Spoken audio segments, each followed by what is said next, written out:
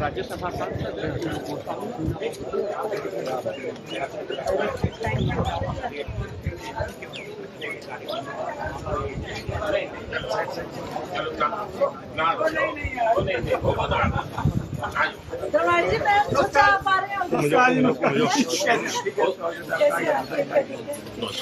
Bharatiya Janata party Bharatiya Janata party स्वागत मोदी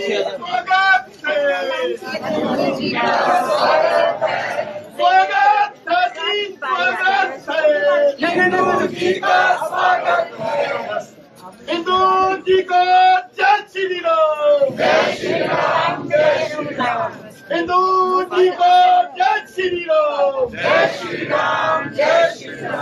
नारी शक्ति जिंदाबाद, नारी शक्ति जिंदाबाद।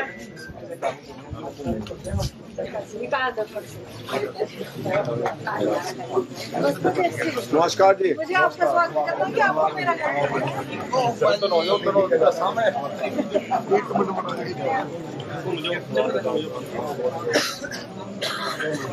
कोई गाड़ी हो गया। स्वागत जी आपका स्वागत जी स्वागत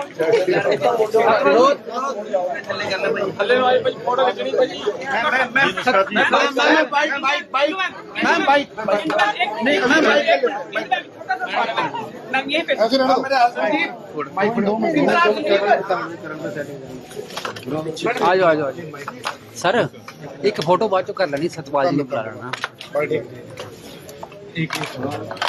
आगे और पीछे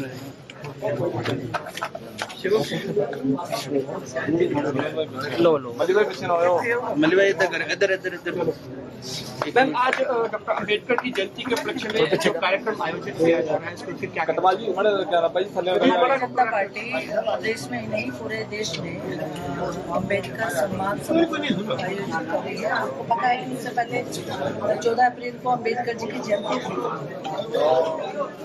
हम लोगों ने पूरे देश में और खास करके जब से मोदी सरकार सत्ता में आई है अम्बेडकर जी को जो देश के लिए माननीय स्वर्गीय डॉक्टर भीमराव अम्बेडकर जी का जो योगदान रहा है उस योगदान के बारे में पूरे देश की जनता जाने उसको योगदान के हम लोग नीचे तक जा रहे हैं। जो संविधान निर्माता ने देश के लिए क्या किया और लगभग पूरा देश जानता भी है, लेकिन कांग्रेस पार्टी उनके नाम पर जातिगत दलगत राजनीति करती है।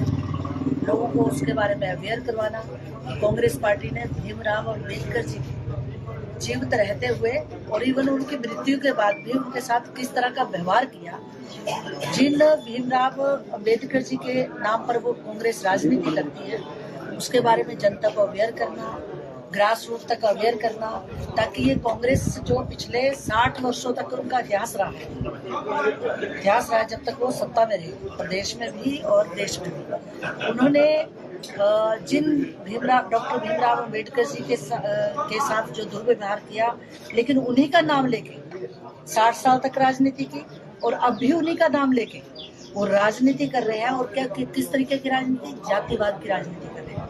लेकिन आप डॉक्टर भीमराव अम्बेडकर जी का इतिहास पढ़ेंगे, उनके बारे में जानेंगे, उनकी जब जीवन का वृतांत पढ़ेंगे तो आपको एहसास होगा कि डॉक्टर भीमराव अम्बेडकर जी ने संविधान का जब निर्माण किया तब भी इसी बात को सामने रखते हुआ किया कि देश के हर जाति वर्ग समुदाय को एक समान विकास हो, गरीब पिछड़े वर्गों को सम्मान मिले, देश में समरसता का भाव हो, देश की एकता और अखंडता को उन्होंने जातिगत राजनीति के आधार पर उन्होंने देश की एकता और अखंडता को कभी ताक पे नहीं रखा। उन्होंने जाति की राजनीति से ऊपर उठकर देश को एकता और अखंडता के सूत्र में पिरोया है। और आज हम लोग उन्हीं अम्बेडकर जी के बारे में अपने कार्यकर्ताओं को बता रहे हैं। कार्यकर्ता नीचे तक जाएं और कांग्रेस का जो काला सच है, जो ये जिस आपने देखा होगा आजकल भी डॉक्टर भीमराव अम्बेडकर जी का नाम लेके जाति के आधार पर राजनीति करने इन्होंने शुरू कर दी है। तो उसी के बारे में हम लोग जनता के बीच में जा रहे हैं, कार्यकर्ताओं के बीच में जा रहे हैं। आप जब अम्बेडकर जी का के बारे में पढ़ेंगे तो कांग्रेस का जो 60 वर्षों का शासनकाल रहा है, हम लोग खुद हैरान होते हैं कि उनकी मृत्यु के बाद भी 68 वर्षों के बाद, 60 वर्षों के बाद, मृत्यु के बाद 60 वर्षों के बाद जब वीपी सिंह का शासन आया, केंद्र में सरकार बनी और वो बीजेपी समर्थित सरकार थी, तो उस टाइम भीमराव अम्बेडकर जी को भारत रत्न दिया गया। और उससे पहले किसको दिया गया? जो उनके खिलाफ लड़ा, उनको कांग्रेस ने पद्म भूषण से सम्मानित किया। और उसके बाद भी देखा जाए तो भीमराव अम्बेडकर जी के नाम पर कोई स्मारक पिछले 68 वर्षों में नहीं बनाया। 68 वर्षों में कांग्रेस के राज्य 60 वर्षों के शासन के स्मारक नहीं बनाया। जब मोदी जी सत्ता में आए तो 2016 में मात्र 2 वर्षों के बाद उन्होंने अम्बेडकर जी का स्मारक बनाया। 2018 में उसका उद्घाटन भी कर दिया। और जो पंच तीर्थ बनाए, वो पंच तीर्थ ऐसे हैं जहां उनका पूरा जीवन यापन, जहां उनका जन्म स्थान, जहां उन्होंने शिक्षा ग्रहण की, जहां उन्होंने दीक्षा ली बौद्ध धर्म की, जहां उन्होंने चैत्य प्राप्त किया, जहां उनको अंतिम संस्कार हुआ और जहां उन्होंने अंतिम जीवन बिताया दिल्ली में। इन 5 स्थलों को लेकर जो अपने तीर्थ स्थल बनाया मोदी जी ने, आज इसलिए वो बनाए हैं कि लोग, पूरी दुनिया, पूरा भारत जो है अम्बेडकर जी के इतिहास को पढ़े, उनके बारे में जाने कि उन्होंने देश के लिए क्या काम किया।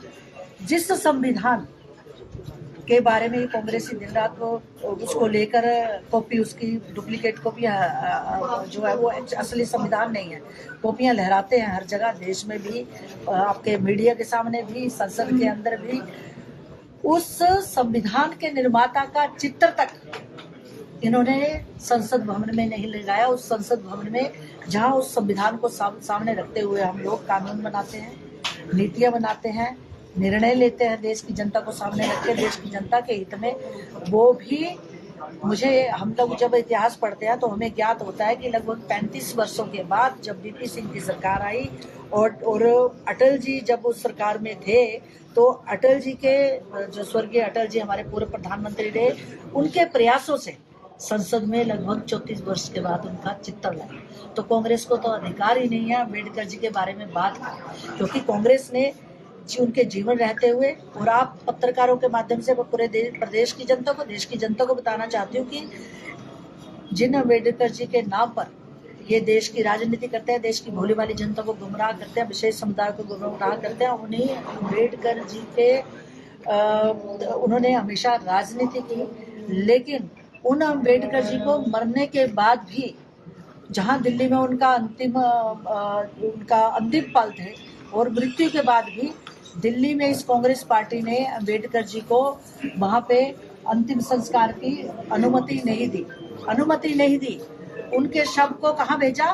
बॉम्बे भेजा। और शर्म की बात कांग्रेस के लिए ये है कि शव तो बॉम्बे विमान से भेजा, लेकिन वो बिल जो उस विमान का, जब जिसमें शव भेजा, उस विमान का बिल भी उनकी पत्नी को थमा दिया। ये कांग्रेस ने अम्बेडकर जी के साथ किया। और राजनीति में तो कांग्रेस ने क्या किया है, लंबा इतिहास है जो मैं आज बताऊंगी। तो इसलिए आज हम भारतीय जनता पार्टी है जिन्होंने उनको सम्मान दिया, भारत रत्न दिया, उसके बाद उनके नाम पर तीर्थ स्थल बनाए, स्मारक बनाए, और आज जो उनके जन्मदिन को समरसता दिवस के रूप में मना रहे हैं जब से मोदी सरकार आई है। और मोदी सरकार ने लगभग, जो संविधान निर्माता ने जिन उद्देश्यों को लेके, गरीब, वंचित, पिछड़े वर्गों के उत्थान के लिए जिनको काम करते रहे, देश में समरसता हो उसके लिए काम करते रहे। और आज मोदी सरकार, हमें गर्व होता है, मुझे राज्यसभा सांसद के नेतृत्व में, वो भारतीय जनता पार्टी के कार्यकर्ता के नाम की कार्यकर्ता होते हुए गर्व होता है कि आज पिछले 11 वर्षों में मोदी सरकार अम्बेडकर जी के उन्हीं सपनों को, जो उन्होंने भारत के लिए देखा था, उसको साकार करते हुए गरीब, पिछड़े और वंचित वर्गों के उत्थान के लिए काम कर रहे हैं। जितनी भी योजनाएं मोदी सरकार के लिए लाए हैं, उन्हीं गरीब वंचित परिवारों के लिए लाए हैं, गरीब मध्य वर्ग के लिए लाए हैं, और हर वर्ग और हर क्षेत्र का सम्मान, विकास आज लिख रहे हैं। सच्चे शब्दों में श्रद्धा सुमन अर्पित कर रहे हैं मोदी सरकार अम्बेडकर जी। नेशनल हेराल्ड को लेकर काफी घमासान हिमाचल में मचा हुआ। पिछले कल मुख्यमंत्री के प्रधान मीडिया सलाहकार का बयान आया कि भाजपा की पूर्व सरकारों ने आरएसएस के 5 झंडे या फिर इस तरह की पत्रकारों त्रिवंद्र आदि का उल्लेख करते हुए कहा कि उन्हें विज्ञापन करोड़ों में जारी किया। अब 5 झंडे और वो जो हमारे जो समाचार पत्र हैं, जो एक विचार परिवार, हमारा विचार परिवार है, वो समाज से सरोकार रखता है। राज कौन सा समाज से सरोकार रखता है, क्या करता है समाज के लिए? और इस तरीके की टिप्पणी करना वो हमारे भारतीय जनता पार्टी के सहयोग से नहीं चलते हैं। पत्र आप भी मीडिया बंधु देखेंगे तो हमारे सहयोग से नहीं चलते। वो 5 झंडे जैसे जो हमारे पत्र है, समाचार पत्र है, कब से चल रहे हैं, जब से हमारा देश आजाद भी नहीं हुआ था तब से वो काम कर रहे हैं। और इस तरीके का, लेकिन इन्होंने क्या किया, कांग्रेस पार्टी ने क्या किया, उस हेराल्ड अपनी बपोती बना लिया। और उस हेराल्ड के बारे में तो आप जानते हैं, उसको तो अपनी बपोती बना लिया, अपनी कमाई का साधन बना लिया, एक विशेष परिवार की कमाई का साधन बन गया। और उसका आज जब उसकी फाइल खुल रही है, वो करप्शन का एजेंडा जब हमारी सरकार बाहर ला रही है तो ये तिलमिलाए हुए हैं। 2.5 करोड़ कांग्रेस की प्रदेश की सरकार ने, अब मुख्यमंत्री जी के अपने शब्दों में कि मैं 2.5 करोड़ हम लोग दे चुके हैं और भविष्य में भी देंगे। एक प्रदेश इतनी खराब स्थिति में है, प्रदेश की अर्थव्यवस्था, प्रदेश की शासन प्रशासन व्यवस्था अस्त व्यस्त हो गई है, और वहाँ हमारे मुख्यमंत्री इस तरीके का बयान दें तो मैं कांग्रेस के बारे में क्या कहूँगी। और देश की जनता जानती है, प्रदेश की जनता भी जानती है, मुझे इससे ज्यादा कुछ नहीं है। मैडम, आप उच्च सदन की सदस्य हैं, तो आप क्या कहेंगे जो अपने सुप्रीम कोर्ट का जो आया वक्फ बोर्ड में जो निर्णय आया है, निर्णय तो नहीं कर सकते हैं, जो टिप्पणी आई उसमें भी मैं कहूँगी कि कांग्रेस पार्टी और उनके घटक दल इसमें पूरी तरह से बेपर्दा हुए। बेपर्दा इसलिए बोलूंगी कि इन्होंने देश की जनता को गुमराह किया। वक्फ बोर्ड के नाम पर इन्होंने देश में कोशिश की कि दंगे भड़के, हिंदू और मुस्लिम के बीच में दंगे हों। इन्होंने देश के सामने बिल्कुल वही राजनीति रखी और वही पक्ष रखा कि सचमुच उस वक्फ बोर्ड के बिल के आने से पहले ही देश में दंगे भड़क जाए। लेकिन अभी आपने वक्फ बोर्ड का, जब भी आपने प्रदेश की जनता ने, देश की जनता ने जब उसको सुना कि उसमें क्या बदलाव किए, वो बदलाव जो है किसी समुदाय को नुकसान करने के लिए नहीं है, किसी समुदाय के अधिकार छीनने के लिए नहीं है, बल्कि वो जिस पर्पज से वक्फ बोर्ड बना था, गरीब प्रत्यक्त महिलाओं के लिए,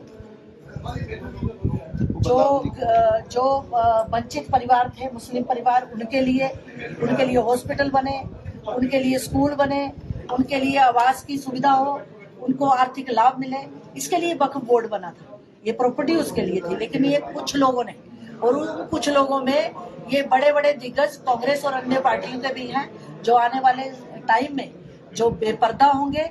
और आप देश की जनता जानेगी कि वक्फ बोर्ड के नाम पर इन्होंने किस तरीके की राजनीति की है और बड़ी बड़ी प्रॉपर्टियां किनके पास है। तो वक्फ बोर्ड जो है वो उसी विशेष समुदाय के लिए है, उसी विशेष समुदाय के हितों के लिए है। इसको लेकर के जो बंगाल में जो दंगे हो रहे हैं, कहीं ये भी कहा जा रहा है कि वो 1947 की याद दिला रहे हैं। अब ये तो आपको ममता को पूछना पड़ेगा, उनकी सरकार है। और जिस तरीके का माहौल वहाँ किया गया है, ये दुर्भाग्यपूर्ण है। एक महिला किसी प्रदेश की मुख्यमंत्री हो और उस प्रदेश की महिलाओं के साथ अन्याय हो, उनके साथ बलात्कार हो, उनको वहाँ के लोगों को घरों से निकाल दिया जाए। हिंदुस्तान में रहते हुए हमारे लोग जो है उनको घर छोड़ के जाना पड़े, फ्लाइट छोड़ के जाना पड़े। ये 1947 का देश नहीं, ये अभी मोदी जी का विकसित भारत है। और मुझे लगता है कि इस विकसित भारत में ये जो नया भारत है, उसमें जनता जो है खुद ममता बनर्जी को जवाब देगी। और मुझे लगता है आने वाले समय में उनको जवाब मिलेगा। जनता वहाँ की सरकार को माफ नहीं करेगी। और जनता जो है वो सबसे सम्मानजनक वो होती है, वो निर्णय करेगी आने वाले टाइम में। लेकिन मैं इतना कहना चाहती हूँ कि ममता एक महिला के मुख्यमंत्री रहते हुए अगर उस प्रदेश में महिलाओं के साथ इस तरह का अन्याय होता है तो बहुत दुर्भाग्यपूर्ण है। धन्यवाद। सबको नमस्कार। राज्यसभा के सांसद जो इस वक्त पहुंचे हैं। हमसे जुड़े रहने के लिए हमारे YouTube चैनल को सब्सक्राइब करें और नई वीडियो की नोटिफिकेशन के लिए बेल आइकॉन को दबाएं। अगर आप ये वीडियो Facebook पर देख रहे हैं तो लाइक जरूर करें और ज्यादा से ज्यादा शेयर करें। इसी तरह के और भी अपडेट्स के लिए फॉलो करें हमारा Instagram पेज himachal.k street।